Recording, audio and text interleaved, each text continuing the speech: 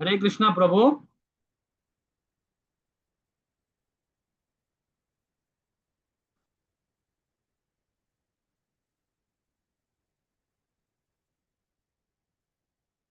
மணிகண்ட பிரபு. அந்த டைம்ல சிக்னல் வீக்கா இல்ல கட் ஆயிடுச்சு அதுக்குதான் டக்குனு இது. சரி ஓகே, நானே படிச்சிடறேன். பிரபு. சரி, படிக்கிறீங்களா? Signal okay. வீக்கா இருக்கு பிரபு, நீங்களே சரிங்க.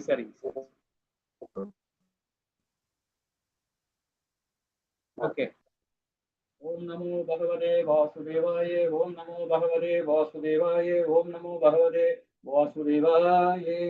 ஓம் ஞானதிமிராந்தஸ்ய ஞானாஞ்சனேய சலாகய சக்ரம் ஓம் இளமேன தஸ்மை ஸ்ரீ குருவே நமக. ஸ்ரீ சைத்தன்ய மனோவேசிரம் தாவிதம் ஏன பூதலே ஸ்வயம் ரூப கதா மாயம் ததா சிவபதிகம்.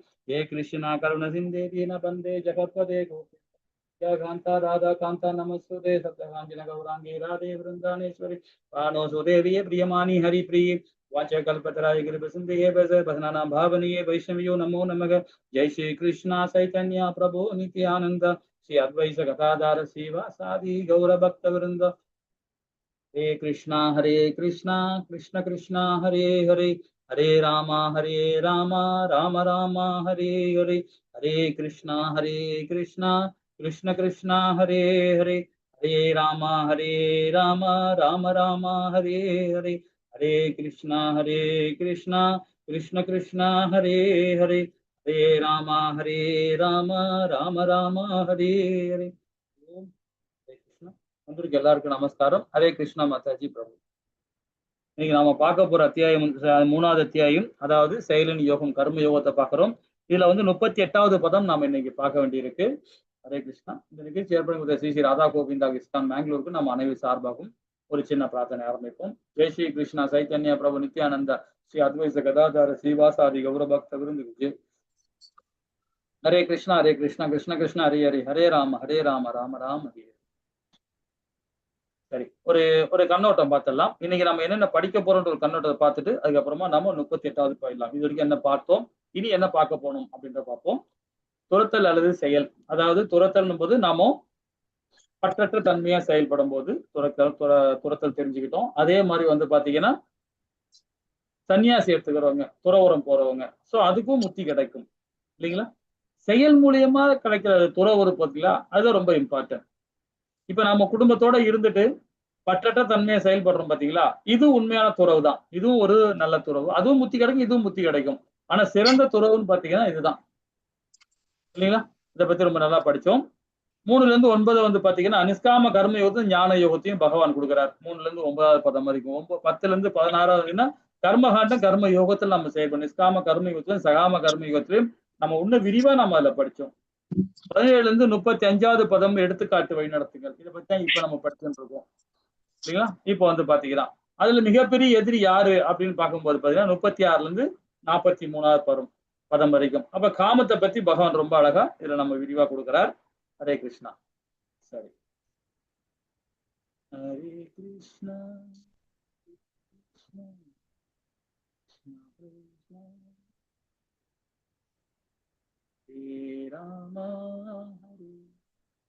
மாதாஜி இந்த ஸ்லோகம் படிங்க. 38வது ஸ்லோகம் மாதாஜி. हरे कृष्ण। धूमेन क्रियते भग्निर्यथा दर्शो मलेन च यतो लेपेनावृते गर्भस्तथा तेनेदमावृतम्। हरे कृष्ण. ஹரே கிருஷ்ணா மாதாஜி. எவ்வாறு நெருப்பு புகையாலும் கண்ணாடி தூசியாலும் கருகருப்பையாலும் மறைக்கப்பட்டுள்ளதோ அவ்வாறு காமத்தின் பல்வேறு நிலைகளால் உயிர்வாழிகளும் மறைக்கப்பட்டுள்ளன. இப்போ 3 விதமா பகவான் நமக்கு உதாரணம் கொடுக்கிறார். நெருப்பு புகையாலும் அப்படின்னு ஃபர்ஸ்ட் முதல் நிலை அதுதான் சொல்லப்போனா. இதை பத்தி விரிவா படிப்போம். இப்போ 3 நிலைகள் மூடப்பட்டுள்ளது. அதுல என்னன்னு பார்த்தீங்கன்னா ஆழமற்ற நிலை. ஆழமற்ற நிலை அப்படின்னு சொல்லும் போது பாத்தீங்கன்னா நெருப்பு அதன் செயலான சுடுவதை இன்னும் செய்து கொண்டிருக்கிறது. அதாவது நெருப்பு புகையாலும், இது முதல் நிலை, ஆழமற்ற நிலை. ஆனா காமம் இந்த அளவுக்கு இருக்கும் போது நாம சுதாரிச்சுக்கணும். ஆனா நெருப்பு பட்டுடுச்சு, அது செயலால சுடுவதை இன்னும் செய்து கொண்டிருக்கிறது. ஆனா உண்மையை சொல்ல போனா இந்த நிலையிலிருந்து நான் வெளியே வர முடியும். இது ஆழமற்ற நிலை தான் இது. ஆழமான நிலை அப்படின்னு பாத்தீங்கன்னா, கண்ணாடியால் அதன் செயலினை பிம்பத்தை பிரதிபலிக்க செய்ய முடியாத நிலை. இந்த நிலை பாத்தீங்கன்னா கொஞ்சம் கடினமான நிலை. இந்த நிலையை போயிட்டோம்னா சீக்கிரமா அவர் சுயம் அந்த காமத்திலிருந்து வெளியே வர முடியாது. அதுதான் இங்க சொல்ல கண்ணாடியினால் அதன் செயலை பிம்பத்தை பிரதிபலிக்க செய்ய முடியாத நிலை இந்த நிலை சொல்லப்படுது. மிக ஆழமான நிலை, கதியற்ற நிலை. கருப்பையில் உள்ள கர்ப்பப்பையில் உள்ள குழந்தை அசையக்கூட முடியாத நிலை. இந்த நிலை பாத்தீங்கன்னா ரொம்ப மோசமான நிலை அது. இந்த நிலையில வரும்போது ரொம்ப எப்படி குழந்தை எப்படி அந்த உள்ள இருந்துகிட்டு இப்படி அசைய முடியாது. காலம் கையும் அப்படியே ஒரு மாதிரி அந்த நிலை ரொம்ப கடினமான நிலை. இன்னொன்னு பாத்தீங்கன்னா இன்னொரு விஷயம் என்ன, அந்த குழந்தை அதுல அது சாப்பிட்டு அதுவே திருப்பியும் அதுக்குள்ளேயே கிடக்கும். அதோட அதாவது அந்த உள்ளுக்குள்ளார அந்த நீர் பாத்தீங்கன்னா அது கழிவுதான். அந்த கழிவுக்குள்ளே அது உள்ள சுத்தி கிடக்குது அது குழந்தை. சோ அது மாதிரி 3வது நிலை இது. இதை பத்தி விரிவான போக நம்ம படிப்போம். இந்த குழந்தை தன் தாய் வயிற்றுக்குள்ள இருக்கும்போது படுற அவஸ்தை பாத்தீங்களா ரொம்ப கடினமான செயல் அது. ஆனா அதுதான் பகவானுடைய அனுகிரகம் அந்த குழந்தைக்கு உண்டு. எல்லாருக்கும் உண்டு, எல்லா குழந்தைகளுக்கும் உண்டு, எல்லா ஜீவராசி குழந்தைகளுக்கும் உண்டு. அது பகவான் அனுகிரகம் உண்டு. அது வெளியே வரும்போதுதான் தன்னுடைய செயலாலையும் புத்தியாலையும் உடலாலையும் மனதாலையும் மாறும்போது தான் ப்ராப்ளம் நிறைய வருது. உள்ள இருக்கிற வரைக்கும் பகவானுடைய நேரடி பார்வை உண்டு. அது சரி, அதுக்குள்ள ரொம்ப போக வேண்டாம். இது விளக்கத்துக்காக நம்ம இதை படிக்கிறோம். அதோட கதி ரொம்ப மோசமான கதி. அது மிக மிக ஆழமான நிலை. இது விளக்கம் கொடுக்குறாங்க பாருங்க. நெருப்பு புகையால் மறைக்கப்பட்ட நிலை மனிதன் ஆன்மீக வாழ்க்கை தொடங்க முடியும். இந்த நிலையில தொடங்க முடியும். இயல்பான நிலை அது, ஆழமற்ற நிலை அது. அங்கிருந்து மீண்டு வந்துடலாம், சீக்கிரமா வந்துட முடியும். ஆனா கண்ணாடி தூசியால மறைக்கப்பட்ட நிலை பாருங்க, பறவைகள் மற்றும் மிருகங்கள் அந்த நிலை, இது கொஞ்சம் கடினமான நிலை. இந்த நிலை அறிய முடியாது. இது ரசோகுணம் சொல்லலாம். கொஞ்சம் கடினமான செயல் தான் இது. அதே கருப்பையால் மூடப்பட்ட நிலை மரம் மாதிரி ஜடமா இருக்கும். ஒருமே அந்த மரத்துக்கு என்ன பேருங்க, அது எல்லாமே இருக்கு, உடல் தான் மாறி இருக்கே தவிர அந்த புத்தி மனம் எல்லாமே அந்த இது மரத்துக்கு இருக்கு. அந்த மரம் மாதிரி தாவரங்கள் மாதிரி உணர்வற்ற நிலை இருக்கும் இந்த காமம் இந்த நிலைக்கு வந்துடுச்சுன்னா. அப்ப மனிதனா இருக்கும்போது ஆன்மீக வாழ்வை தொடங்க முடியும். ஆனா இந்த நிலை, அதாவது நெருப்பு புகையால் மறைக்கப்பட்ட நிலை, கண்ணாடி தூசியால் மறைக்கப்பட்ட நிலை, நெருப்பையால் மூடப்பட்ட நிலை. அதாவது பகவான் இந்த ஸ்லோகத்துல ரொம்ப அற்புதமா நம்ம கொடுக்குறாரு. அப்ப இந்த நிலையிலிருந்து நம்ம அந்த காமத்திலிருந்து நம்ம மீண்டு வரணும். இன்னும் நம்ம அழகா விலை கொடுக்குறாங்க பாருங்க. நெருப்பை மூடும் புகையிலும் சரியாக கையாள்வதன் மூலம் நெருப்பை கொழுந்து விட்டு எரிய செய்யலாம். புகைதான் நம்மள அந்த நெருப்பை அணைக்க நம்மள இது பண்ணுது. அந்த புகையை நாம வராம படணும், அந்த காமத்தை வராம இருக்கணும்னா நாம என்ன பண்ணுவோம்? அந்த புகையை நம்ம வராம இருக்குன்னா ஊதி உள்ளாங்குழத்து ஊதி நம்ம என்ன பண்றோம், அதை நெருப்பு வர வைக்கிறோம். ஸோ அது மாதிரி அந்த நிலையில இருக்கும்போது நம்ம வேதத்தை உள்வாங்க ஆரம்பிச்சோம், படிக்க ஆரம்பிச்சோம்னா அப்ப நம்ம அந்த இடத்துல இருந்து மீண்டு வந்துட முடியும். ஆனா அடுத்த நிலை ரொம்ப கடினமான நிலை. ஆனா அந்த நிலையிலும் மாற முடியும் வேதம் சொல்லுது, நம்ம ஆச்சாரிகள் சொல்றாங்க. என்ன எப்படி தெரியுமா? கிடைக்கிறத தவிர மனித வாழ்வை திறன்மிகு வழிகாட்டுதலின் கீழ், அதாவது கூறிய மனித வாழ்வில் திறன்மிகு வழிகாட்டுதலின் கீழ் கிருஷ்ண உணர்வு, பகவானுடைய உணர்வோட விருத்தி செய்து கொள்வதன் மூலம் காமம் எனப்படும் எதிரி வெல்ல முடியும். அப்ப நம்ம எல்லாருமே முயற்சி பண்ணணும். எது? பக்தி மார்க்கத்துல போகணும். பக்தி மார்க்கம்னா நம்ம சொன்னோம்னா நம்ம கோயிலுக்கு போறது, இந்த ஸ்ரீமத் பாகவதம் படிக்கிறது, ஸ்ரீமத் பகவத்கீதை படிக்கிறது இல்ல. அடுத்த நிலை ஒண்ணு இருக்கு. என்னன்னா தீட்சை வாங்கணும். தீட்சை வாங்கினாதான் நம்ம பக்தி முழுமையா பகவான் கிட்ட அடைக்க முடியும். இல்லைன்னா முடியாது. தீட்சை வாங்காம யாரெல்லாம் பக்தி கொடுக்குறாங்களோ பக்தி பகவான் 100% ஏத்துக்க மாட்டார். ஆனா அதுக்காக பகவான் வந்து விட்டுறவும் மாட்டார். அதையும் புரிஞ்சுக்கணும். ஏன் சொல்ல வரேன்னா, இப்ப நம்ம பக்தி கொடுத்துட்டு இருக்கோம். இந்த நிலையை பக்தி ஏத்துக்கிறார், பகவான் ஏத்துக்கிறார். தீட்சை வாங்காம இருந்தாலும் பக்தி ஏத்துக்கிறார் பகவான். ஏத்துக்க மாட்டான், ஏத்துக்கிறார். நம்முடைய பாவம் மட்டும்தான் போகும், முக்தி கிடைக்காது. முக்தி கிடைக்காது. முக்தி கிடைக்கணும்னா இந்த ஜென்மத்துல கிடைக்கணும்னா நம்ம தீட்சை வாங்கணும். தீட்சை வாங்கிக்கிட்டு மந்திர தீட்சா இப்ப நம்ம ஹரிநாம தீட்சா வாங்கியிருக்கிறோம். அடுத்தது பிராமண தீட்சா வாங்கணும். அதுக்கப்புறம் இன்னொரு நிலை இருக்கு. இது போயிட்டே இருக்கணும். மாதாஜிங்க ஒரு லெவலுக்கு மேல போக முடியாது. ஒரு லெவலோட இருப்பாங்க அவங்க, இல்லைங்களா? ஸோ அப்ப நம்ம தீட்சை வாங்கிட்டாதான் நாம வந்து பக்தியை கொடுக்க முடியும். அதை முழுமையா பகவான் எடுத்துக்க முடியும், இது பண்ண முடியும். இப்போ தீட்சை வாங்காம பகவானுக்கு நான் பக்தி விடுவோம்னு வச்சுங்களேன், முக்தி கிடைக்கும். எப்படி கிடைக்கும்னா இந்த ஜென்மத்துல கிடைக்காது, அடுத்த ஜென்மத்துல கிடைக்கும். அதுக்கும் கருட புராணத்துல சொல்லப்பட்டிருக்காங்க. எப்படி சொல்லப்பட்டிருக்காங்க பாத்தீங்கன்னா, இப்ப நீங்க 100% நீங்க வந்து புண்ணியம் பண்ணிருக்க மாட்டோம், யாருமே பண்ணிருக்க மாட்டோம். பண்ண நாம இங்க இருக்க போறோம், இங்க வர மாட்டோமே, இல்லைங்களா? ஏதோ ஒரு இடத்துல நம்ம பாவம் பண்ணிருப்போம். ஒரு 50% பாவம் பண்ணிருக்கோம், 50% புண்ணியம் பண்ணிருக்கோம் போன ஜென்மத்துல. அப்ப இந்த ஜென்மத்துல நம்ம பகவத்கீதை படிக்கிறோம். அப்ப போன ஜென்மத்துல இருந்து பண்ண பாவத்தை போக்கும் போது இந்த மாதிரி ஸ்ரீமத் பாகவதம், ஸ்ரீமத் பகவத்கீதை இந்த மாதிரி வேதங்கள் படிக்க என்ன ஆகும்னா, அங்க 50 செஞ்ச பாவகரமா காரியங்கள் இங்க குறைய ஆரம்பிக்கும். இன்னும் புண்ணியம் வந்து இன்னும் ஒரு 20% எக்ஸ்ட்ரா கொடுக்கும். முக்தி கிடைக்காது, ஏன்னா தீட்சை வாங்கல. நம்ம தீட்சை வாங்கிட்டாங்கன்னா துறவரத்துக்கு சமம். துறவரத்துக்கு சமம். அது குடும்பத்தை விட்டு இல்ல, குடும்பத்தோட இருந்துகிட்டே பற்று இருக்காது. பற்றற்ற தன்மையா 3 வகையை நம்ம பகவானுக்கு போகம் பண்ணுவோம். போகம் பண்ணி பகவானுக்கு நெய்வேத்தியம் பண்ணுவோம், சந்தியாவந்தனம் பண்ணுவோம், கரெக்டான சாஸ்திரத்தை ஃபாலோ பண்ணுவோம்.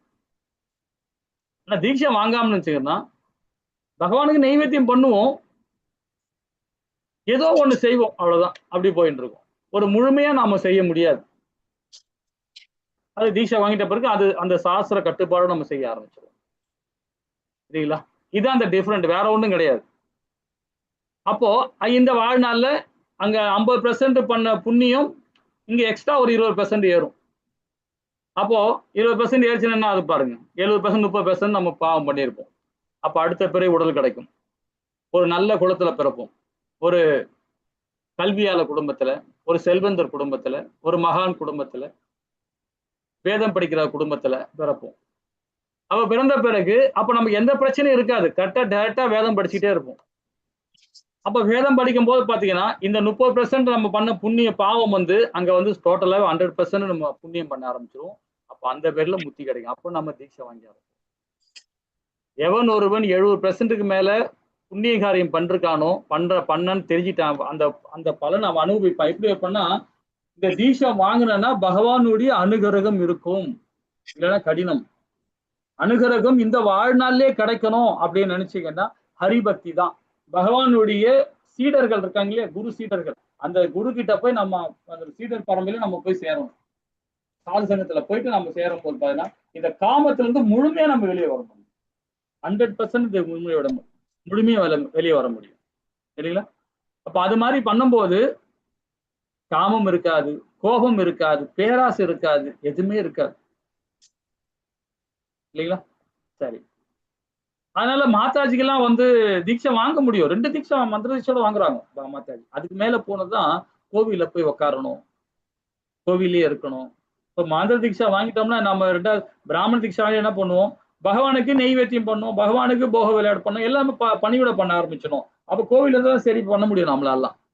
மாதாஜி அந்த பண்ண முடியுமா பாருங்க, கொஞ்சம் சிரமம். அந்த நிலை வந்தாவே முக்தி தான். அதாவது ஹரிநாம தீட்சா எடுத்துட்டாவே போதும். ஹரிநாம தீட்சா எடுத்துட்டாவே கண்டிப்பா அவங்களுக்கு 100% முக்தின்னு சொல்ல முடியாது, அவங்க செயலால முக்தி அடைய முடியும், இல்லைங்களா? சரி, இதை பத்தி இன்னும் விரிவா நாம 3வது அத்தியாயத்துல 3வது லெவல்ல போகும்போது விரிவா படிப்போம். இந்த அத்தியாயத்தை ஃபுல்லா முடிப்போம். முடிக்கும்போது உங்களுக்கு தெரிய வரும். ஹரே கிருஷ்ணா மாதாஜி. 39வது பதம். हरे कृष्ण.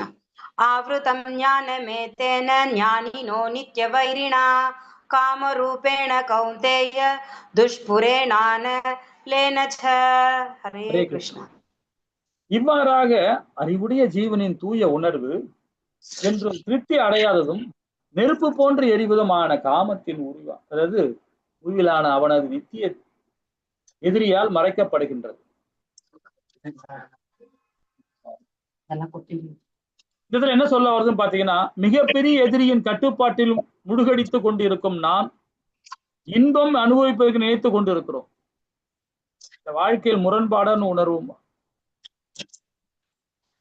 நாம எல்லாமே தவறு செய்யக்கூடிய இயல்புடைய மனிதர்கள் இருந்தாலும் பகவானுடைய அருளோட நாம செயல்படுறதுனால இந்த சம்சார கடத்தில் நாம மீண்டு வர முடியும். இது சிறைச்சாலை தான். இந்த இப்ப இருக்கிற நாம எல்லாமே சிறைச்சாலைக்குள்ளதான் இருக்கிறோம். அதை நல்லா புரிஞ்சுக்கணும். நம்ம எல்லாம் பாவம் பண்ணனால்தான் இந்த இடத்துல நம்ம இருக்கிறோம். புண்ணியம் பண்ண நாம இங்க இருக்க போறது கிடையாது, இல்லைங்களா? அப்ப இது என்னது? இது சிறைச்சாலை தான். ஆனா சிறைச்சாலை இருக்கும்போது நாம என்ன பண்றோம்? எனக்கு என்னப்பா, எங்க அப்பா அம்மா நிறைய சொத்து எடுத்து வச்சுட்டு போயிருக்காங்க, நல்லா வேலை செய்யணும் அவசியமே இல்லை, ரொம்ப ஹாப்பியா இருப்பாங்க. ஆனா இருக்கிற ஜெயிலுக்கு தெரியல அவங்களுக்கு. இதுக்கப்புறமா என்ன பிறவின்னு அவங்க உணர முடியும்? உணர சக்தி கிடையாது, இல்லைங்களா? ஒண்ணும் இல்ல, சென்னையில வந்து பாத்தீங்கன்னா தினத்தந்தி ஆபீஸ் கேள்விப்பட்டிருப்பீங்க. சென்னையில கமிஷன் ஆபீஸ், இப்ப இருக்க கமிஷன் ஆபீஸ் இருக்கு. தினத்தந்தி ஆபீஸ் பக்கத்துல வந்து தீக்க கட்சிக்காரங்க, அதாவது நாத்திக கட்சிக்காரங்க இருக்காங்க பார்த்தீங்களா, அவங்க இடம் இருக்கு. அந்த இடத்துக்கு பக்கத்துல ஒரு ஒரு பெரிய அபார்ட்மெண்ட் இருக்கும். அந்த இடத்தோட ஓனர், நான் இது வந்து ஒரு 25-30 வருஷத்துக்கு முன்னாடி நான் சம்பவம் நடம் சொல்றேன். அந்த இடத்துக்கு வந்து அவர் வந்து பாத்தீங்கன்னா ஒரு ஆந்திர பிரதேசல உள்ளவங்க, தெலுங்கு பேசுறவங்க. அந்த இடத்துல நிறைய இடம் அவங்களுக்கு தான். தினத்தந்தி ஆபீஸே அவங்களுக்கு தான். அவ்வளவு வசதி படைச்சவங்க. ஆனா அந்த இடத்தோட உண்மையான இடம் எது? அந்த இடம் எல்லாம் சொத்து யார் பார்த்தீங்கன்னா கோவிலோட சொத்து தான். இயற்கை கங்காதீஸ்வரர் கோவில் சொத்து வந்து அது வரைக்கும் போகுமா இருக்குன்றாங்க. அதெல்லாம் உண்மையா பொய்யான்னு தெரியாது, தீர விசாரிக்கணும். அது நம்ம அதுக்குள்ள போக வேண்டாம். எது சொல்ல வரேன்னா, அந்த பையனுக்கு, அந்த சொத்தோட அதிபதிக்கு வந்து பாத்தீங்கன்னா ஒரே ஒரு பையன் தான் இருக்கிறார். ஒரு பையன் தான், அதாவது தெலுங்கு பிராமணா, ஒரே ஒரு பையன் தான் இருக்கிறார். அப்போ நான் சொல்றது வந்து 30 வருஷத்துக்கு முன்னாடி நடந்த சம்பவம். அந்த அபார்ட்மெண்ட் எங்க அப்பா தான் கட்டினார். அது 8 அடுக்கு ஹைட்டு. மொத்தம் வந்து பாத்தீங்கன்னா 1200 பிளாட் இருக்கும். அது எல்லாம் மாறுவாடி தான் இருப்பாங்க இப்ப எல்லாருமே. 1200 பிளாட் இருக்கு. அந்த பிளாட் ஓனர், அந்த இடத்தோட ஓனர் வந்து பாத்தீங்கன்னா பின்னாடி பெரிய பங்களா, பழைய காலத்து பங்களா இருக்கும், பெருசா இருக்கும். அது நிறைய சொத்து, அவங்க ஏகப்பட்ட இடம் இருந்தது. அப்போ அவர் எனக்கு நான் வந்து அந்த பில்டிங் காட்டுற அவரோட பையன்றனால என்கிட்ட ரொம்ப க்ளோஸா பேசுவோம், நானும் க்ளோஸா பேசுவேன். அப்போ நான் அவர் பேசிட்டு இருக்கும்போது சொன்னேன், என்ன வேலை பாக்குறீங்க அப்படின்னு. வேலையா? நான் என்ன வேலை பார்க்கணும்? எங்க அப்பா 1200 பிளாட் காட்டுறான், இவ்வளவு பெரிய சொத்து வேற பின்னாடி கிடக்கு, இந்த இடம் ஃபுல்லா எங்களுக்கு தான், இன்னும் கிடக்கு 10 ஏக்கர் கிட்ட கிடக்கு, இதெல்லாம் வித்தாவே போதும் 10 தலைமுறைக்கு சொத்து சேர்த்துக்கணும். ஆனா பாத்தீங்கன்னா இப்படி இருப்பாரு, நல்லா பல்கா இருப்பாரு. அவர் அம்பாஸ்டர் கார்ல உட்காந்தாருன்னா அம்பாஸ்டர் வச்சிருப்பாரு. அந்த அம்பாஸ்டர் அப்படி செலவு பண்ணி வச்சிருக்காரு. அவ்வளவு காசு அதுக்கு செலவு பண்ணிருப்பாரு. தங்கம் தான் இல்ல அந்த கோல்டு கலர்ல அந்த பிளேட் இல்ல, காரோட பிளேட்.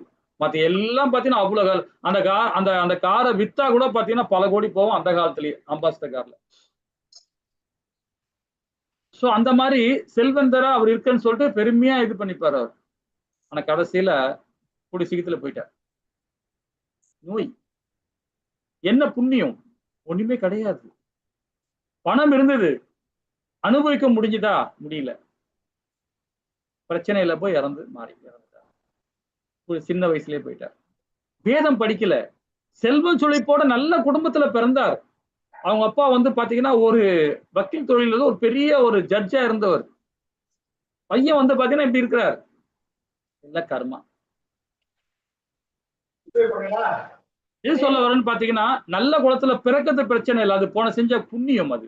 ஆனா பிறந்துட்டா மட்டும் பத்தாது, நம்ம செயல்ல இருக்கணும். அப்பதான் அது மீண்டு வர முடியும். அப்பதான் நம்ம அந்த போன பிறவியில பண்ண பாவத்தை இந்த பிறவியில போக்கணும்னா ஹரிபக்தி தான். எனக்கு பணம் இருக்கு, நான் நல்ல குலத்துல பிறந்திருக்கிறேன், நான் பிராமணனா பிறந்திருக்கிறேன், ஒரு செல்வந்தர் வீட்டுல பிறந்திருக்கிறேன், அது முக்கியம் கிடையாது. போன ஜென்மத்துல புண்ணியனால இங்க பிறந்திருக்கிறோம். அந்த பிராமண குலத்துல பிறந்திருந்தாலும் முத்திக்கான காரியத்தை நம்ம செய்யணும், இல்லைங்களா? அது செய்யணும். அதுதான் பகவான் இங்க சொல்றாரு. அப்ப இந்த காமம்ன்றது மோகத்தினால, காமம் வந்து மோகத்தினால வர்றதுதான், பற்றுனால வர்றதுதான். அப்ப அது மிகப்பெரிய எதிரி அது. அது நம்மள முழுகடிச்சிரும். பணம் என்றத ஞானம் என்றதுல அதுல முழுகடிச்சிரும். நம்ம அதுல இருந்து மீண்டு வரணும் இல்லைங்களா? அப்போ உணர்வுபூர்வமா நாம எப்படி செயல்படணும்னு பாருங்க. நெருப்பை அணைக்க சிறந்த வழி நெய்யூற்றுவதை, தொடர்ந்து கட்டுப்பாடின்றி இன்பம் துறப்பதை. நிறுத்த வேண்டும். நெய் ஊற்றுறதை நிறுத்த வேணும். அது அணைந்து போகட்டும். அப்ப நம்ம செயல்பாடு வந்து எப்படி இருக்கணும் பாருங்க இல்லைங்களா? ஹரே கிருஷ்ணா. 40வது பதம் என்ன சொல்றது பாப்போமா? ஹரே கிருஷ்ணா மாதாஜி. हरे कृष्ण इन्द्रियाणि मनोबुद्धिर् अस्यातिष्ठानाम् उच्यते एतैर्विमोह हत्येषु हयत्येष ज्ञानम् आवृत्य देहिनम् हरे कृष्ण ஹரே கிருஷ்ணா. புலன்கள், மனம், புத்தி ஆகியவை காமம் அமரக்கூடிய இடங்களாகும். இவற்றின் மூலம் ஜீவனின் உண்மை அறிவை மறைந்து காமம் அவனை மயக்குகிறது. அதாவது புலன்கள், மனம், புத்தி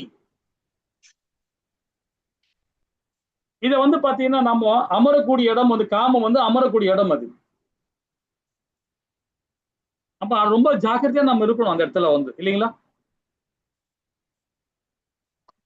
புலன்களை நம்ம கண்ணால பாக்குறது, காதால கேட்கறது, வாயால பேசுறது, மூக்கால நுகுறது, கையால செயல்படுறது, காலால் நடக்கிறது, இந்த மாதிரி விஷயங்கள்லாம் வந்து சீக்கிரமா வந்து புலன்கள் மூலியமா காமம் அமரக்கூடிய இடம்.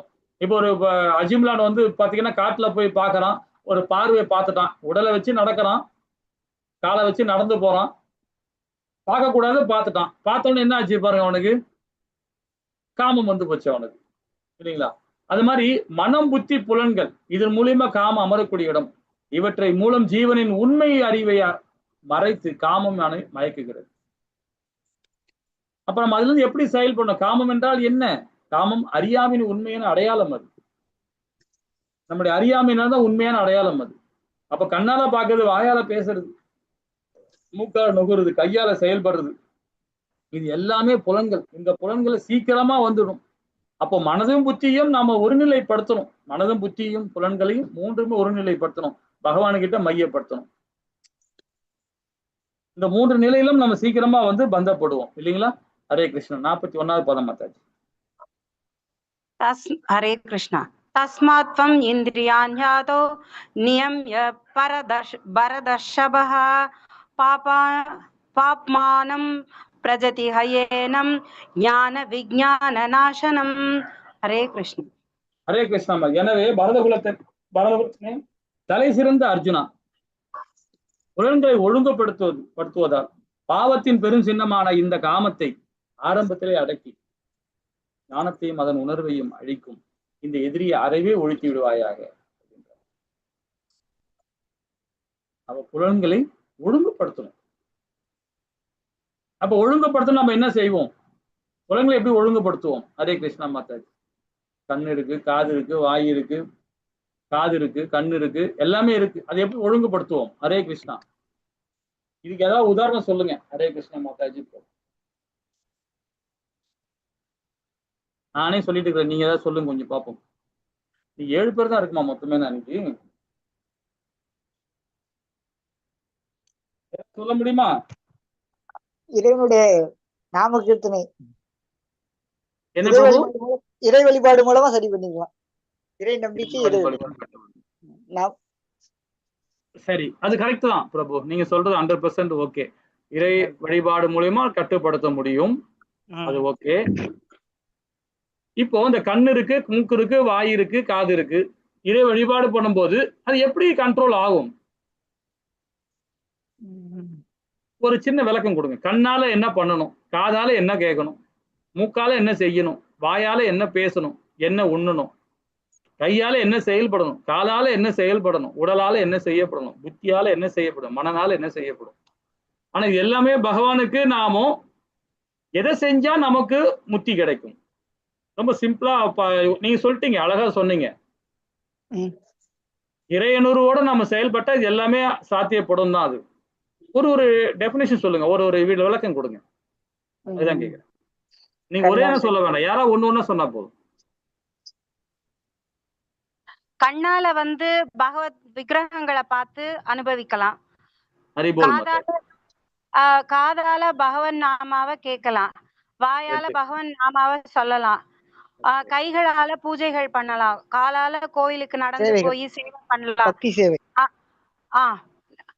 அப்புறம் வயிற்றுக்கு உள்ள இன்னர் பார்ட்ஸுக்கு வந்து நம்ம பகவத் போக் அதை எடுத்துட்டோம்னாக்கா நமக்கு அந்த சுத்தி, தேக சுத்தி, ஆத்ம சுத்தின்றது கிடைக்கும். ஹரிபோல் மாதாஜி. அற்புதம் அற்புதம். எல்லாருக்கும் தெரியும் இல்லைங்களா? எல்லாருக்கும் தெரியுது, நல்லா பக்குவம் அடைஞ்சிருக்கிறோம். இன்னும் தெளிவா நாம சொல்ல சொல்ல நமக்கு இன்னும் நல்லா புரிதல் இருக்கும். சில பேர் தெரியாம இருக்கலாம், சில பேர் வந்து சொல்ல முடியாம இருக்கலாம்.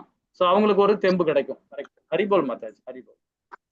ரொம்ப அற்புதமா சொன்னீங்க. ஹரே கிருஷ்ணா. சோ அப்போ இந்த புலன்களை ஒழுங்குபடுத்துது, இந்த மாதிரி செயல்பாடு பண்றோம். இது ஏன் இதை நம்ம செய்கிறோம் அப்படின்னு இன்னும் டீப்பா நான் கேள்வி கேட்க மாட்டேன். அதெல்லாம் 16, 17 அத்தியாயம் வரும்போது கேட்கறேன். இப்ப நான் அதுக்கு விளக்கம் கொடுக்குறேன். நீங்க ஃபியூச்சர்ல பாது இப்போ நீ படிக்க படிக்க உங்களுக்கு இன்னும் புத்தி நிறைய செயல்பாடு வரும் உங்களுக்கு. இது நிறைய பேர் கேட்டோம்னா ஏன் இதை ஒழுங்குபடுத்தணும்? இப்ப பகவான் என்ன சொல்றாரு பாருங்க. ஒழுங்குபடுத்துவதால் பாவத்தில் பெருஞ்சின்னமான இந்த காமத்தை ஆரம்பத்திலே அடக்கி ஞானத்தையும் தன் உணர்வையும் அழிக்கும் இந்த எதிரியை அறிவை ஒழித்து விடுவாயாகன்ற. அப்ப நமக்கு என்ன கிடைக்கும்? முத்தி கிடைக்கும். முத்தி கிடைச்சா போதுமா? முத்தி கிடைச்சா போதுமா அப்படின்னு கேட்டா அதுக்கு மேல என்ன இருக்கு? ஒண்ணுமே கிடையாது அப்படின்னு நினைப்போம்.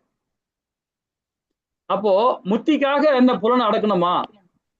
முத்திக்காக புலன் அடக்கணுமா? இந்த புலனெல்லாம் கண்ட்ரோல் பண்ணுமா அப்படின்னா பண்ணணும். மோகம் இல்லாம பண்ணணும்.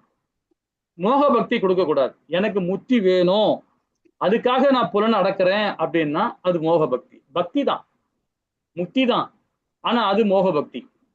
என்னங்க பக்தி முத்தியில இருந்தாங்க, அதுக்கு மேல என்னங்க இருக்கு? அவ்வளவுதானங்க பகவான் லோகத்துக்கு, அவ்வளவுதானங்க அப்படின்னு. அது எதிர்பார்த்து செய்யற செயல், அது பற்றோட செயலாயிடும். அது மோக பக்தின்னு சொல்லப்படுது. எதிர்பார்ப்பே இல்லாத கொடுக்கறது தான் வந்து தர்மம். எனக்கு முத்தியும் வேணாம், நரகம் வேணும். நரகம் ஒரு புழுவா கூட என்ன படைச்சிக்கோ, ஒரு வண்டா கூட படைச்சிக்கோ, நரகத்தோட என்ன படைச்சிக்கோ, இல்ல உங்ககிட்டயே வச்சுக்கோ, எதுவானாலும் செஞ்சுக்கோ. ஒரு ஆத்மா அந்த நிலையில இருக்கணும். பகவான்கிட்ட இப்படிதான் பக்தி கொடுக்கணும். எங்க வேணாலும் என்ன படைச்சிக்க பகவானே, ஆனா உன் ஹரிநாமத்தை நான் சொல்லிக்கிட்டே இருக்கணும். ஹரிபக்தி தான் எனக்கு வேணும். அந்த பக்தி தான் வந்து முழுமையான பக்தி, மோகம் இல்லாத பக்தி. பகவான் வந்து இந்த மாதிரி பக்தர்களை வந்து தன்னுடைய வைபவத்துல பங்கு பெற வைப்பார். தன்னுடைய வைபவத்துல பங்கு பெற வைக்கிறார். எப்படின்னா ஒரு அவதாரம் கொடுக்கிறாருன்னா அந்த அவதாரத்துல நம்மள பங்கு வைப்பார். இப்போ பகவானுக்கு 16,000 மனைவிகள் இருந்தாங்க, எவ்வளவு பிள்ளைகள் இருந்தாங்க இந்த அவதாரத்துல, பகவானுடைய அவதாரத்துல. கடைசியில் அந்த இந்த அவதாரத்துல வரும்போது முழுமுறு கடவுளாக கிருஷ்ண பரமாத்மா அவதாரத்துல அவ்வளவு மனைவிகள், அவ்வளவு பிள்ளைகள், அவருடைய நண்பர்கள் எல்லாமே கோபர்கள் கோபிகள்லாம் இருந்தாங்க. இவெல்லாம் யாரு? நம்மள மாதிரி பக்தர்கள் தான். பகவான் கிட்ட இந்த பக்தி கொடுக்கறவன் தான் முத்தி கிடைக்கும். முத்தி எப்படி கிடைக்கும்? அவருடைய அவதாரத்துல பங்கு உண்டு நமக்கு. இது அவரே விஷ்ணு புராணத்துல ரொம்ப அழகா சொல்லப்பட்டிருக்காரு. சோ அப்ப நாம வந்து காமத்தையும் மோகத்தையும் விடணுமோ இந்த புலன்களை கண்ட்ரோல் பண்றோம். கண்ட்ரோல் பண்ணிட்ட பிறகு நம்ம என்ன மாதிரி பக்தி கொடுக்கணும்னு பாத்தீங்கன்னா மோகம் இல்லாத பக்தி கொடுக்கணும், எதிர்பார்ப்பு இல்லாத பக்தி கொடுக்கணும். என்னை முத்தி கொடு பகவானே அப்படின்றாலும் அதுவும் மோக பக்தி தான். பகவான்கிட்ட முறையிடுறோம் இல்லையா, அதுவும் மோக பக்தி தான். அந்த எதிர்பார்ப்பு இருக்கணும். அதுதான் பெருமாள்கிட்ட கேட்கும்போது, பெருமாளே உன்னை எதுவுமே நான் கேட்க கூடாது, உங்ககிட்ட எதுவுமே நான் பார்க்க கூடாது, அப்படிப்பட்ட பக்தியை கொடு பகவானே, அப்படிதான் கேட்கணும் பகவான். முத்தி கொடு பகவானேன்னு வச்சுக்கலாம், அதுவும் மோக பக்தி ஆயிரும். முத்தி கிடைச்சிச்சுன்னா அதோட அவ்வளவுதான், அதோட பகவான்கிட்ட போயிடுவோம் நாம. ஆனாலும் அதுக்கப்புறமா இருக்கு. அது எப்ப தெரியும்னு பாத்தீங்கன்னா இது 2வது லெவல். 3வது 4வது 5வது லெவல் வரும்போது தான் நீங்க அதை உணர ஆரம்பிப்பீங்க. இறை உணர்வு கண்டிப்பா நமக்கு எல்லாருக்கும் இருக்கும். ஏன்னா ஸ்ரீமத் பாகவத்தையும் ஸ்ரீமத் பகவத்கீதையும் நம்ம தொட்டுட்டோம், படிக்க ஆரம்பிச்சிட்டோம், உணர ஆரம்பிச்சிட்டோம். மாதாஜிலாம் அருமையா படிக்கிறாங்க, பிரபுஜிலாம் அருமையா கேட்கறாங்க, படிக்க ஆரம்பிச்சிட்டாங்க. 160 பேர் 200 பேர் இருந்த கிளாஸ்ல இன்னைக்கு 10 பேர் 7 பேர் வந்து உட்காந்துக்கிறோம்னா இதுதான் பகவானே சொல்லியிருக்காருல பகவத்கீதையில 5வது அத்தியாயத்துல சொல்ல இனி சொல்ல வைப்பாருங்க. என்ன சொன்னார்? ஒரு 1000 பேர்கள் வருவாங்க, 1000 2000 கோடிக்கணக்கான பக்தர்கள் இருப்பாங்க, ஆனால் எவனோ ஒருத்தன் தான் வருவான் உள்ள அப்படின்றாரு இல்லைங்களா? 6000 பேர்கள் வேதம் படிச்சாலும் சாஸ்திரத்தை உணர்ந்தாலும் யாருக்காவது ஒரு ஆளுக்கு தான் ஃபர்ஸ்ட் பிரைஸ், எல்லாரும் கிடைக்காது. ஆனா நம்மளுடைய சேவை என்ன? நாம செஞ்சுக்கிட்டே இருக்கணும். அதுதான் நான் ஆரம்பமே சொல்லியிருக்கேன். நீங்க ஒரு ஆளு கிளாஸ்ல வந்தா கூட இதே நிலைமை தான், இதே தான் சொல்லுவோம். மாத்தி சொல்லணும், ஒரு ஆள் தான் இருக்காங்க, இது சொல்ல தேவையில்லை, கம்மி சொன்னா போகணும் அப்படின்னு அப்படிலாம் கிடையவே கிடையாது. இன்னொன்னு தெரியுங்களா, இதே வந்து ஒரு 4 வருஷத்துக்கு முன்னாடி நான் கிளாஸ் நடத்தும் போதெல்லாம் பாத்தீங்கன்னா யாருமே வரமாட்டாங்க, ஒரு ஆள் வரமாட்டாங்க. ஆனா பாத்தீங்கன்னா ஒரு ஆத்மாவை எட்டி பார்க்காது, 150 பேர் 200 பேர் இருப்பாங்க கிளாஸ்ல பதிவு பண்ணியிருப்பாங்க, யாரும் வரமாட்டாங்க. இருந்தாலும் நானும் ரேவதி அம்மா, என் அம்மா தான் சொல்லுவேன், மாதாஜி அவங்க தான் ஸ்லோகம் படிப்பாங்க, நான் கிளாஸ் எடுப்பேன். நாங்க 2 பேர் தான் இருப்போம். எங்க சுத்தி பகவான் இருக்கார், எங்க சுத்தி பகவான் பார்த்துட்டு இருக்கார். இப்போ 8 பேர் 10 பேர் பகவான் மேல உட்காந்துக்கிறீங்க. அதனால அப்ப நம்மளுடைய கடமை நாம செய்யறோம். கேட்கறாங்க கேட்கல, அது உணர்றாங்க உணரல, ஆனா நம்முடைய சேவை நாம பண்றோம். அதே மாதிரி நீங்களும் கேட்கணும், செயல்படுத்தணும், உடலை கண்ட்ரோல் பண்ணணும், எல்லாமே செஞ்சு பகவானுடைய எதிர்பார்ப்பு இல்லாம நம்ம பக்தி கொடுக்க முயற்சி பண்ணணும் இல்லைங்களா? ஹரே கிருஷ்ணா. அவங்க கடமை நம்ம அவங்க செய்வோம். ஆனா நீங்க கண்டிப்பா எல்லாருமே வருவீங்க, எனக்கு தெரிஞ்சு எல்லாருமே. ஒரு மாதாஜி பாருங்க, இப்பவே சேவாக்கு வரேன்ட்டாங்க, தனியா சிங்கிளா, முதல்ல ஃபேமிலியா வரும்னு எதிர்பார்த்தேன், சிங்கிளா வரேன்றாங்க. பெரிய விஷயம் அதெல்லாம். அது சரிங்களா? அது போல எல்லாருமே நாம உங்களால முடிஞ்சிருக்கு, அதுக்கு அங்கதான் வரணும்னு நான் சொல்ல வரல. உங்க பக்கத்துல ஒரு வீட்டுல பக்கத்துல இருக்க கோவில்ல போய், எந்த கோவில் இருந்தாலும் சரி, சிவன் கோயில் இருந்தாலும் சரி, எந்த கோயிலா, சிவன் மட்டும் தான் சாதாரண கடவுள், அவரும் ஐயனாச்சு, பெருமாள் கோயில்ல போய் பண்ணுங்க, முருகர் கோவில்ல பண்ணுங்க, விநாயகர் கோயில்ல பண்ணுங்க, எல்லா கோயிலுமே சர்வீஸ் பண்ணுங்க, பக்கத்துல கோயில்ல போய் தொண்டு பண்ணுங்க இல்லைங்களா? ஹரே கிருஷ்ணா. இங்க என்ன சொல்ல வராரு பாருங்க, எதிரியை கட்டுப்படுத்த வேண்டும். எந்த எதிரி? காமம் என்ற எதிரியை கட்டுப்படுத்த வேண்டும். கட்டுப்படுத்தப்பட்ட புலன்கள் எதிரியை அழித்து விட முடியும். எதனால? புலன்களால.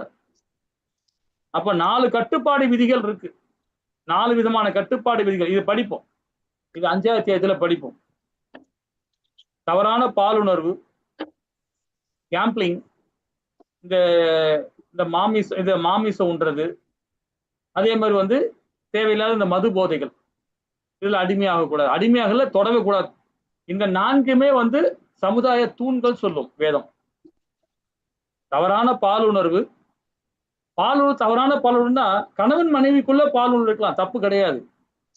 தேவையில்லாத உறவுகள் இருக்கக்கூடாது, தேவையில்லாத உறவுகள், அடுத்தவோட மனைவியோ வேறு வீட்டு பிள்ளைகள் தப்பான கண்ணோட்டத்துல பாக்குறது, ஆடவனுக்கும் உண்டு, மாதாஜிக்கு உண்டு, பிரபுஜிக்கு உண்டு. ஸோ அந்த செயல்பாடு கண்ட்ரோல் இருக்கணும். அதே மாதிரி சீட்டு ஆடுறது, இந்த சூது ஆடுறது, இந்த மாதிரி இருக்கக்கூடாது. மது போதைகளை, சிகரெட் பிடிக்கிறது, இந்த மாதிரி கூடாது. மாமிசத்தை உண்ணக்கூடாது. ஸோ இது 4மே சமுதாய தூண்கள் இல்லைங்களா? சரி, எதிரியை கொள்வோம் எப்படி? ஞானம், நான் ஆத்மா, நமக்கு ஞானம் இல்லைங்களா? இப்ப நம்ம 2வது அத்தியாயத்துல படிச்சோம் இல்லைங்களா? ஆத்ம தத்துவத்தை புரிஞ்சு நம்ம என்ன பண்ணோம்? நம்ம யாரும் கேட்டா, நான் ஒரு ஆத்மா, பகவானுக்கு நித்திய சேவை, அதுக்கப்புறம் என் பேரு, அதுக்கப்புறமா நான் யாருன்றது உணர்றோம் இல்லைங்களா? இது வந்து பாத்தீங்கன்னா பகவானுக்கு கொடுக்கிற ஞானம். இது எந்த எதிரியை எறிய முடியும்? காமத்தை என்ற எதிரி எறிய முடியும். இது விஞ்ஞானம். விஞ்ஞானம் சொல்லும் போது நான் பகவான் கிருஷ்ணனின் சேவகன். விஞ்ஞானம் எப்படி வரும்? இந்த ஞானம் மூலியமா தான் விஞ்ஞானம் வரும். வேதம் வேதாந்தம் இல்லைங்களா? வேதத்தோட சாராம்சம் தான் வேதாந்தம். இப்ப வேதாந்தத்தை நம்ம உணரணும். எப்படி உணர்றோம்? விஞ்ஞானத்தை, அந்த வேதத்தை உணர்ந்தாதான் அந்த வேதாந்தத்தை உணர்ந்து தொகுத்து நம்ம செயல்படுத்த முடியும் இல்லைங்களா? அப்ப வேதாந்தமும் நம்ம வரணும்னா இதுதான். அப்ப ஞானம் தான் நம்ம அந்த விஞ்ஞானம் புரியும். பிகாம் படிச்சா மட்டும் பத்துமா? பிஹெச்டி படிச்சாதான் ஒரு சயின்டிஸ்ட் ஆக முடியும், அடுத்த நிலைக்கு போக முடியும், ஒரு பேராசிரியர் ஆக முடியும் இல்லைங்களா? பிகாம் மட்டும் முடிச்சா மட்டும் போக முடியாது, அடுத்த ஸ்டெப் இருக்கு இல்லையா? அந்த விஞ்ஞானத்தை புரியணும்னா அந்த விஞ்ஞானம் படிக்கணும், அந்த படிச்சுக்கிட்டே இருக்கணும் அவர், அடுத்த நிலை போனது, அப்பதான் விஞ்ஞானம் புரியும். இல்லைங்களா? சரி, பகவான் கிருஷ்ணனிடம் அன்பு செலுத்தும் ஏற்படுத்திக் கொள்வோம். பகவானுடைய அன்பு, இதனால நமக்கு என்ன கிடைக்குது அப்படின்னு பார்த்தா உண்மையான விடுதலை கிடைக்குது, புலன் கட்டுப்பாட்டினால் அடையப்படுகிறது. இந்த புலன் கட்டுப்பாடு மூலயமா நாம என்ன அடையிறோம் பாத்தீங்கன்னா முக்தி அடையும், பகவானுடைய லோகத்துக்கு நம்ம போறோம். அடுத்த படம் அதுதான் இல்லைங்களா? இந்த புலனை கண்ட்ரோல் பண்ணும்போது நம்ம அங்க போறோம். அப்ப அதுதான் நம்ம வந்து பாத்தீங்கன்னா 13 அத்தியாயத்துல ஞான யோகத்துல முதல் அத்தியாயம் ஸ்ரீமத் பகவத்கீதையில ஞான யோகத்துல முதல் அத்தியாயம் அது. அதுல என்ன படிச்சோம்? அண்டமையா கோசா, பிராணமையா கோசா, ஆனமையா, அதாவது விஞ்ஞான மைய கோசா, ஆனந்தமைய கோசா படிச்சோம் இல்லையா? 5 விதமான செயல்பாடு. அப்போ உடலாலும் உடல் தளம், புலன் தளம், மனதளம், அறிவு சார்ந்த தளம், ஆன்மீக தளம். ஆன்மீக தளம் வந்து ஆனந்தம். அறிவு சார்ந்த தளம் வந்து அதாவது மனதை கண்ட்ரோல் பண்ணும்போது உடல் தளம், உடல், புலன், மனதளம், இந்த மூணுதையும் கண்ட்ரோல் பண்ணும்போது நம்ம என்ன பண்றோம்? பக்தி மார்க்கத்துல போக ஆரம்பிச்சிடும். பக்தி மார்க்கன்றது இந்த ஞானம் மூலியமா கீதையை படிக்கிறோம், உபநேசங்கள் படிக்கிறோம், வேதம் படிக்கிறோம். அப்ப ஆன்மீக தளத்துக்கு நம்ம போறோம். இதுதான் 13 அத்தியாயத்துல படிக்கிறது. அன்னமையா கோசா, பிராணமையா கோசா, ஞானமையா கோசா, விஞ்ஞானமையா கோசா, ஆனந்தமையா கோசா, அந்த 5 விதமான நிலையை நாம உணர்றோம் இல்லைங்களா? ஹரே கிருஷ்ணா. 42வது பதம் மாதாஜி. हरे कृष्ण। इन्द्रियाणि परञ्जाहुर् इन्द्रियेभ्यः पणं मनः मनसस्तु परा बुद्धिर्यो बुद्धेः परतस्तु सः। हरे कृष्ण। ஹரே கிருஷ்ணா மாதாஜி. செயலாற்றக்கூடிய புலன்கள் ஜட பொருளை விட உயர்ந்தவை. மனம் புலன்களை விட உயர்ந்தது. புத்தி மனதை விட உயர்ந்தது. மேலும் அவனே ஆத்மா, புத்தியை விடவும் உயர்ந்தவன். இப்ப நம்ம ஏற்கனவே முதல் அத்தியாயம் இந்த அத்தியாயத்துல முதல்ல நம்ம படிச்சுட்டு அதான் படிச்சோம். ஒரு குதிரை வண்டி, அந்த குதிரை வண்டியில 5 விதமான குதிரைகள் இருக்கு. அந்த குதிரத்துல ஓட்டுறவரு புத்தி, அந்த குதிரத்தோட கடிவாளம் பிடிச்சிட்டு இருக்கவர் யாருன்னா மனம். மனம் தான் கடிவாளம். 5 விதமான புலன்கள் பார்த்தோம் இல்லைங்களா? அப்போ புலன்களோட உயர்ந்தது எது? மனம். மனதோட உயர்ந்தது புத்தி. புத்தியோட உயர்ந்தது எது? ஆத்மா. இதுதான் இங்க சொல்லப்பட்டிருக்காரு. செயலாற்றக்கூடிய புலன்களோட ஜட பொருளை விட உயர்ந்தது மனம். மனனோட உயர்ந்தது புத்தி. புத்தியோட உயர்ந்தது எதுனா ஆத்மா. இல்லைங்களா? அப்போ இந்த 5 விதமான செயல்பாடு படிநிலை, ஜடம், புலன், மனது, புத்தி, ஆத்மா, இந்த 4 நாம சரி பண்ணிட்டோம்னு வச்சுங்களேன், நம்ம பக்தி. அப்ப ஆத்மா என்ன செயல்பாடு இருக்கும் பாருங்க, சச்சித் ஆனந்தமா செயல்பாடும் இல்லைங்களா? நம்ம செயல்பாட பண்ண வைக்கும் அந்த ஆத்ம ரூபத்துல செயல்படும் போது. அப்போ பரமபுருஷ பகவானிடம் பூர்ணமாக சரணடைந்து பக்தியுடன் மனதை பகவான் கிருஷ்ண உணர்வில் ஈடுபடுத்தினார். மனம் தானாக வலுவடைந்து மட்டுமின்றி பாம்புகள் போல வலுவுடைய புலன்கள் கல்லுபிடிங்க பாம்புகள் போல பாதிப்பு இல்லாதவனை ஆகிவிடுகிறான். மனதை பகவானை மையப்படுத்தணும்னு வச்சுங்களேன், கண்டிப்பா நம்ம சிம்பிளா சொல்லணும், இதுதான் பகவானை மையப்படுத்தி செய்யணும். பிரபுஜி சொன்ன மாதிரி இறை உணர்வு இருந்துனாவே ஆட்டோமேட்டிக்கா எல்லா புலனும் கண்ட்ரோல் ஆயிடும். இறை உணர்வுடன் அந்த இறை உணர்வு வரணுன்றதான் நாம இவ்வளவு போராடிட்டு இருக்கோம் இல்லைங்களா? படிக்கிறோம், கேட்கிறோம், செயல்பட ஆரம்பிக்க போறோம், எல்லாம் செய்யறோம். இறை உணர்வு ரொம்ப இம்பார்ட்டன்ட். பிரபுஜி சொன்ன மாதிரி நம்ம இந்த நிலையில இருந்தா போதும். இதுக்கு மேல அட்வான்ஸ் கிளாஸ் போகும்போது நம்ம இன்னும் விரிவா படிச்சுக்கலாம் இல்லைங்களா? 43வது பதம் மாதாஜி. ஹரே கிருஷ்ணா. एवं बुद्धेः परं बुद्ध्वा संसप्त्यात्मानम् आत्मना जहि शत्रुं महाबाहो कामरूपं दुरासतं। हरे कृष्णा. ஹரே கிருஷ்ணா மாதாஜி. ஹரே கிருஷ்ணா.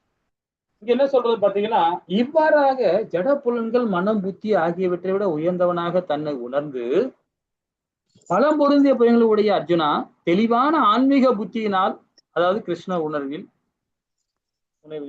மனதை உறுதிப்படுத்தி காமம் எனப்படும் திருப்திப்படுத்த முடியாத எதிரியை ஆன்மீக பலத்தினால் வெற்றி கொள்ள வேண்டும். இதுக்கு எல்லாமே என்ன சொன்ன பிரபுஜி சொன்ன மாதிரி இறை உணர்வு இருந்தா போதும். இறை உணர்வு இருந்தா போதும். இதை நான் பெருசா விரிவுபடுத்தலாம். இந்த ஒரு ஸ்லோகத்தையே ஒரு நாள் ஃபுல்லா சொல்லலாம். அவ்வளவு விஷயங்கள் இருக்கு. சிம்பிள் என்னன்னா இறை உணர்வு. அப்போ என்ன சொல்றாரு? ஜடம், புலன்கள், மனம், புத்தி ஆகியவை விட உயர்ந்தவனாக தன்னை உணர்ந்து, அப்போ இந்த உடல் நமக்கு இம்பார்ட்டன்ட் கிடையாது. அது சொல்ல வர சாரம்சம் என்ன, இந்த உடல் நமக்கு இம்பார்ட்டன்ட் கிடையாது, மனம் இம்பார்ட்டன்ட் கிடையாது, புத்தி இம்பார்ட்டன்ட் கிடையாது. முக்தி அடைஞ்ச ஆத்மா, முக்தி அடையக்கூடிய ஆத்மா அப்படிதான் நினைக்கும். முக்தி அடைய முடியாத ஆத்மா தான் வந்து இந்த உடல் தான் முக்கியம், இந்த புலன்தான் முக்கியம், மனதான் முக்கியம் அப்படின்னு நினைச்சிட்டு இருப்பாங்க இல்லைங்களா. அப்போ இதுதான் நம்ம முக்கியம் கிடையாது அப்படின்னு நினைப்பான். தன்னை உணர்ந்து பலம் பொருந்திய போலுடைய அர்ஜுனா தெளிவான ஆன்மீக புத்தியினால் பகவானுடைய உணர்வுல பகவானை மையப்படுத்தி செயல்ட மனதை உறுதிப்படுத்தி காமம் எனப்படும் திருப்திப்படுத்த முடியாத எதிரியை ஆன்மீக பலத்தினால் வெற்றி கொள்ள முடியும். ரொம்ப அழகா இது சொல்றாரு. அதோட விரிவாக்கம் பாருங்க. வெற்றி கொள்ள வழி என்ன? கீதையை படிக்கிறது, கீதையை உணர்ந்து நாம செயல்படுறது. இப்ப கீதையை படிச்சோம், அந்த விஞ்ஞானத்தை உணரணும்னா நம்ம செயல்பட்டதான் அந்த விஞ்ஞானத்தை உணர முடியும் இல்லைங்களா. அதுதானே பிராக்டிக்கல் ஓரல் கேட்கறாங்க, ரிட்டன் ஓரல் பிராக்டிக்கல் கேட்கறாங்க இல்லையா முக்கியமா. அப்பதான் நம்ம வந்து அதை முழுமையா அறிய முடியும் இல்லைங்களா. அப்போ ஆன்மீக ஞானத்தை விருத்தி செய்து கொள்ளுதல், ஆன்மாவின் சொருவநிலை உணர்தல், ஆன்மீகமான புத்தியின் உதவியோடு. அப்ப காமத்தை வெற்றி கொள்வோமாக இல்லைங்களா. பகவத்கீதை கற்றுக்கொண்டு நடைமுறைப்படுத்தி தன்னை பகவான் கிருஷ்ணரை நித்திய சேவகனாக உணர்ந்து பகவான் கிருஷ்ணரை சார்ந்து செயல்பட்டு மிகப்பெரிய எதிரியான காமத்தை வெற்றி கொள்வோமாக. இதோட அந்த அத்தியாயம் முடிக்கிறோம். நம்ம என்னென்ன படிச்சோன்றத ஒரு சின்ன விளக்கம் பார்த்துடலாம் 3ஆவது அத்தியாயத்துல. இப்ப இனி வர பரப்போற அத்தியாயம் பார்த்தீங்கன்னா ரொம்ப அழகான அத்தியாயம், 4வது அத்தியாயம். உன்னத ஞானத்தை கொடுக்குற அந்த கர்ம யோகத்துல. சரி, அதுக்கு முன்னாடி நம்ம என்னென்ன படிச்சோன்ற ஒரு சின்ன விளக்கம். 1லிருந்து 9வது ஸ்லோகம் வரைக்கும் இந்த அத்தியாயத்துல உண்மையான துறவு என்ன அப்படின்னு பார்த்தோம். உண்மையான துறவு என்பது உடைமை உணர்விலிருந்து விடுபட்டு இருத்தல், அனுபவிக்கும் இயற்கையிலிருந்து விடுபட்டு இருத்தல், செயல்களை நிறுத்துவதல்ல. ஆனா நம்ம செயல் செஞ்சுக்கிட்டு தான் இருக்கணும், எதுவுமே நிறுத்தக்கூடாது. ஆனா துறவரம் போறவன் என்ன பண்றான், குடும்பத்தை விட்டுருவான், சமுதாயத்தை விட்டுருவான், எல்லாத்தையும் விட்டுட்டு எங்கேயோ உட்காந்து போயிட்டு அவன் பாட்டு அவன் வேலை செஞ்சுட்டு இருப்பான். அதுவும் முத்தி தான். ஆனா அந்த நிலையை நம்ம எல்லாருமே எடுக்க முடியாது இல்லைங்களா. அதுல ஆயத்துல ஒரு ஆள் தான் பண்ணுவோம் அந்த மாதிரி. நாம அது மாதிரி பண்ண முடியாது. நம்ம குடும்பம் இருக்கு, அப்பா அம்மா இருக்காங்க, அண்ணன் தம்பி இருக்கிறாங்க, சமுதாயம் இருக்கு, அப்புறம் நம்ம திருமணம் பண்ணிக்கணும், குழந்தைகளை பெற்றுக்கணும், அதுங்களை பேர புத்தியை பார்க்கணும், இதெல்லாம் செயல்படணும். ஆனா செயல்பட்டுட்டு தான் இருக்கணும். எப்படி இருக்கணும், பகவானுக்கிட்ட பற்று, அதாவது பக்தி பௌதிகத்திலிருந்து பற்றற்ற தன்மையா நம்ம செயல்படணும் இல்லைங்களா. ஹரே கிருஷ்ணா. கற்பனை அதை பத்தி படிச்சோம். உண்மையும் பொய்யும் அதையும் நல்லா தெரிஞ்சுக்கிட்டு விரிவா படிச்சோம். பற்றின்மை வளர்த்து கொள்ளும் உண்மையான வழி என்ன, பகவான் கிருஷ்ணரை திருப்திப்படுத்துவதுதான். யோகத்தின் நிலைகள் 10லிருந்து 16 வரைக்கும் பார்த்தோம். வாழ்வதற்கான இரு தேர்வுகள், பாவம், பாவமின்மை. பௌதிக மக்கள் சொல்லணும்னா கர்மிகள். நம்ம எல்லாம் கர்மிகள் தான். நமக்கு பௌதிகம் தான் தேவைதான், பணம் சம்பாதிக்கணும், பணம் வேணும், சாப்பிடணும் இல்லையா. அது நமக்கு குழந்தைகள் நல்வழியில கொண்டு போகணும் இல்லையா. பணம் தேவைதான். அப்ப நம்ம எல்லாம் கர்மிகள் தான். எப்படி செய்யணும், கர்மகாண்டம், கர்ம யோகத்துல, நிஷ்காம கர்ம யோகத்துல, சகாம கர்ம யோகத்திலும் நம்ம செயல்படணும் சரிங்களா. அதை அறிஞ்சு நம்ம செயல்படணும். ஈடு இணையற்ற வாழ்க்கை முறை 17லிருந்து 35 உதாரணம் அமைப்பதற்காக. அதை எப்படி, எதையாவது உபதேசம் பண்றோம், ஏதாவது ஒண்ணு செய்யறோம்னா நம்மளோட சுய ஒழுக்கம் இருக்கணும். சுய ஒழுக்கம் இருந்தாதான் நமக்கு அடுத்த நிலைக்கு நம்ம போக முடியும் இல்லைங்களா. அதை பத்தி அழகா 17லிருந்து 35 வரைக்கும் படிச்சோம். ஆன்மீக வாழ்வின் மிகப்பெரிய சவால் எப்படின்னு பார்த்தா காமத்தை கண்ட்ரோல் பண்றதுதான். அதுக்கு எவ்வாறு சினத்தை நமது நண்பனாக்குவது, இந்த எதிரி எவ்வாறு கண்டுபிடித்து வீழ்த்துவதுன்னா புலன் கட்டுப்பாடு, மனதை ஜபத்து மூலியமா கண்ட்ரோல் பண்றது, புத்தி ஆன்மீக அறிவு மூலியமா கண்ட்ரோல் பண்றது. அன்பும் காமமும் பார்த்தோம். காமத்தின் வகைகள் பார்த்தோம். 3 விதமான படிக்கட்டு பார்த்தோம். அது நெருப்பின் சுற்றி உள்ள புகை, கண்ணாடியில் படிந்து உள்ள அழுக்கு, கருவில் உள்ள குழந்தை. சோ இந்த 3 செயல்பாடு நம்ம பார்த்தோம் இல்லைங்களா. காமத்தை பத்தி ரொம்ப தெளிவா நம்ம படிச்சோம். ஹரே கிருஷ்ணா. சரி, இப்ப நாம பார்க்க போறது 4வது அத்தியாயம். இந்த 4வது அத்தியாயத்துல என்ன சொல்லப்பட்டிருக்காங்க அப்படின்னு பார்ப்போம். ஹரே கிருஷ்ணா. 4வது அத்தியாயம் இருக்கா? ஒரு நிமிஷம் அப்படியே இருங்க.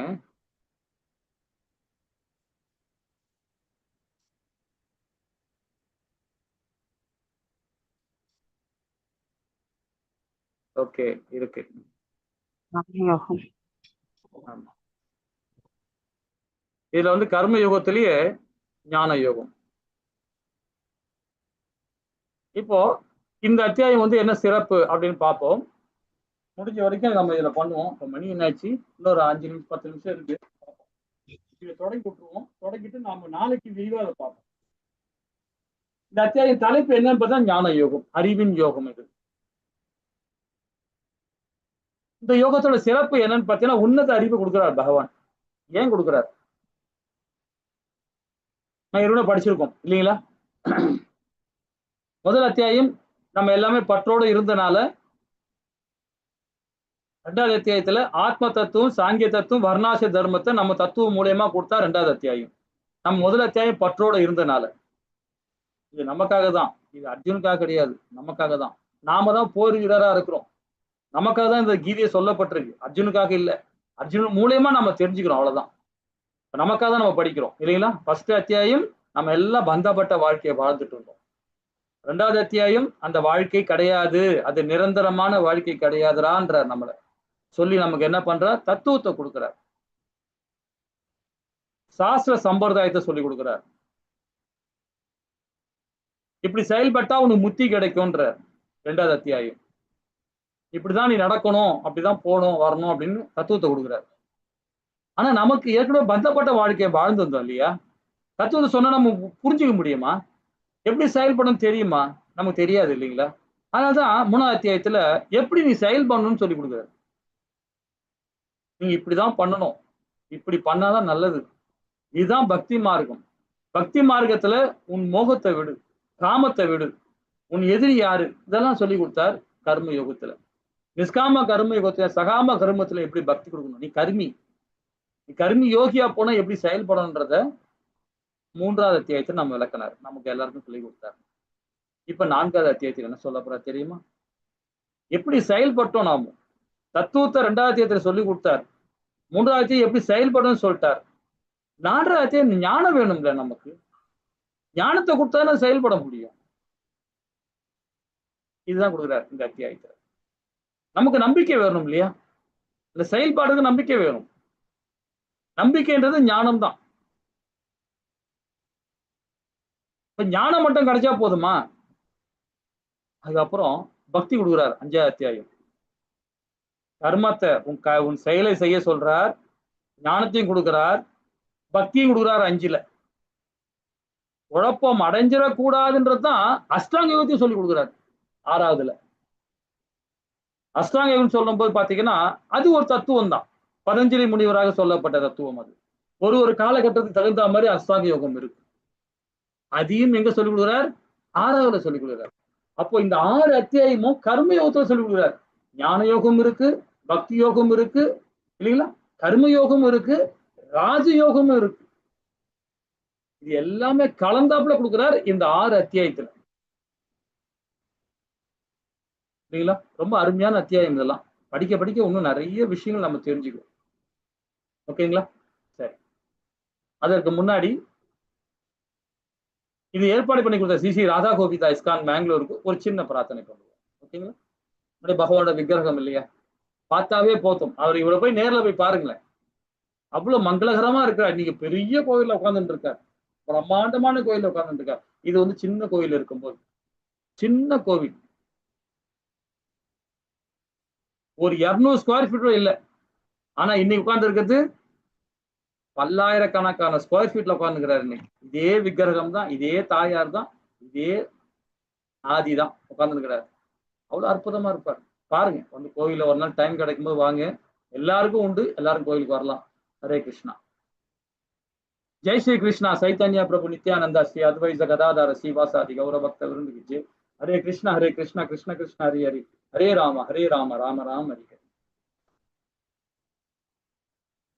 இப்ப நம்ம படிச்சோம், திருப்பி விளக்க வேண்டாம்.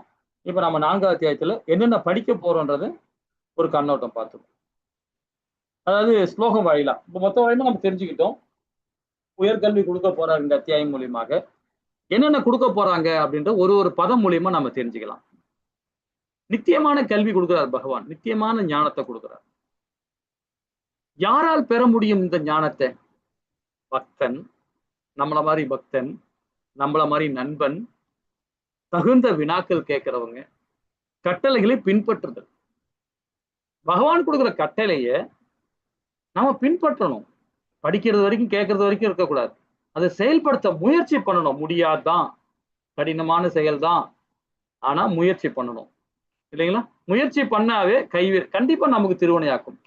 ட்ரை பண்ணணும். இந்த 4 விதமான ஆத்மாக்கள் மட்டும்தான் இந்த நித்தியமான கல்வி உணர முடியும் இல்லைங்களா? ஹரே கிருஷ்ணா. யாரிடமிருந்து பெறுவது? குருசீட பரம்பரை, அங்கீகரிக்கப்பட்ட குருசீட பரம்பரை. ரொம்ப அற்புதமா இருக்கு. 4 விதமான பிரிவு. நம்மளுடைய சனத் சம்பிரதாயம், நம்மளுடைய பிரம்மகௌடிய சம்பிரதாயம், நம்மளது வந்து பிரம்மகௌடிய சம்பிரதாயம், ஸ்ரீ சம்பிரதாயம், சனத் சம்பிரதாயம், உத்தர சம்பிரதாயம். இந்த 4 சம்பிரதாயம் மூலமா குருசீட பரம்பரை ஆச்சாரிகள் மூலியமா தான் இந்த ஞானம் பெற முடியும், நித்தியமான கல்வியை பெற முடியும். அது எதை பற்றியது அப்படின்னு பாத்தீங்கன்னா, கடவுள் எப்பொழுது அவதரிக்கிறார், பகவான் எப்போ அவதரிக்கிறார், கடவுள் அவதரிக்கான காரணம் என்ன, இந்த அறிவை பெறுவதால் நமக்கு என்ன பயன், என்ன பயன் நமக்கு அப்படின்னு பார்க்க போறோம். பகவான் கிருஷ்ணர் தவறுகளை அகற்றுகிறார் 11ல இருந்து 15 வரைக்கும். 16ல இருந்து 34வது பதம் வரைக்கும், இப்ப 24வது பதம் வரைக்கும் பாத்தீங்கன்னா செயல்களின் விளைவுகளை அகற்றுதல். அதாவது கர்மா, விகர்மா, அகர்மா. கர்மான்றது நம்ம செய்யற செயல், விகர்மான்றது செய்யக்கூடாத செயல், அகர்மான்றது செய்யக்கூடிய செயல். இதை பத்தி விரிவா பார்ப்போம்.